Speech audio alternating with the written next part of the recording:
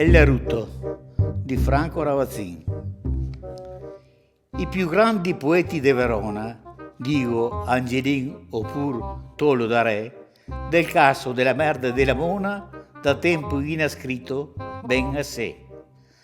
Zontar qualcosa non ne è bisogno, ormai gli ha detto ben, gli ha detto tutto. Mi vuoi allora coronare il sogno, parlare di grasso e di cantare il Naruto. Il Naruto è un effetto naturale che ti sbrocca dal stomaco con sciocco. Se te lo fai non te senti male. Dopo te pensi, adesso aspetto un poco, se non mi cagna che ne faccio un altro. Non è elegante farlo in compagnia, ma se te ruti, te fai scaltro, che ne spari in altro e così sia.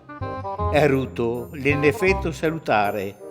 Se il tato la figlia soppopada, se la schiena che batte il può sovare e il boccia spara via una canonata, di quelli che spaventa lui per primo. E allora pensa, cazzo, sono ben forte. Sua madre dice, ma che bel ruttino, ma che bello cosa, sono spaventata a morte. Ci sa perché, poi diventati grandi, è rutto e perde di spontaneità. Ti fa l'autore e ti dirà comandi, ecco che il nostro porco è a parlare.